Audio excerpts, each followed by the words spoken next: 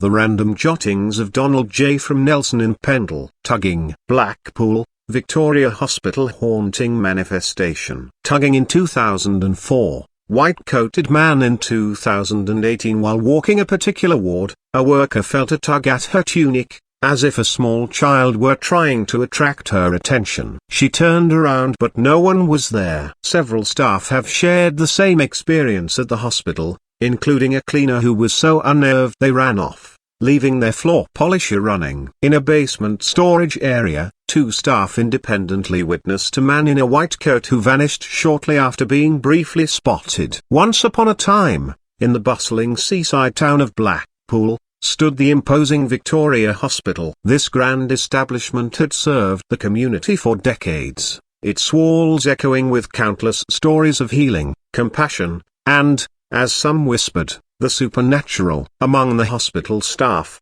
there was a tale that sent shivers down their spines, a haunting manifestation that had puzzled and unnerved them for years. It all began in the year 2004 when a nurse was walking down a particular ward late at night. As she went about her duties, she suddenly felt a small, tugging sensation at her tunic. It was as if a child was desperately trying to catch her attention. Startled, the nurse swiftly turned around, expecting to find a lost young patient in need of assistance. However, to her bewilderment, there was no one there. The corridor stood empty, bathed in the dim glow of the flickering fluorescent lights. The nurse's heart pounded in her chest as she realized that something inexplicable had just occurred. Word of this eerie encounter quickly spread throughout the hospital, and soon other staff members came forward, sharing their own similar experiences. Nurses, doctors, and even visitors claimed to have felt an unexplained tug or pull on their clothing while passing through that ward. Each time,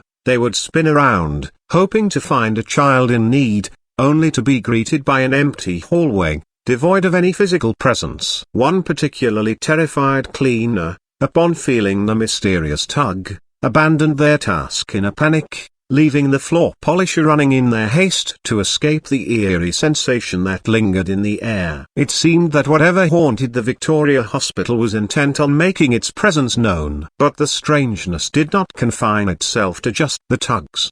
Down in the hospital's basement, where unused equipment and supplies were stored, an even more unsettling phenomenon occurred. 2 separate staff members, on separate occasions, reported seeing a man in a white coat. He appeared briefly, just long enough to catch their attention, and then vanished into thin air. These encounters left those who witnessed them in a state of perplexity and awe. Who was this phantom figure? Was he connected to the tugging incidents in some way? Speculation ran wild among the hospital staff, and the ghostly happenings became the talk of the town. Over the years, the ghostly manifestations persisted, and the Victoria Hospital became infamous for its paranormal activity. Ghost hunters and curious individuals flocked to the premises, hoping to catch a glimpse of the mysterious tugging spirit or the fleeting figure in the white coat. Some claimed to have captured evidence of the supernatural through their cameras and recordings, while skeptics dismissed it as mere tricks of the mind. Despite the ongoing fascination with the haunting,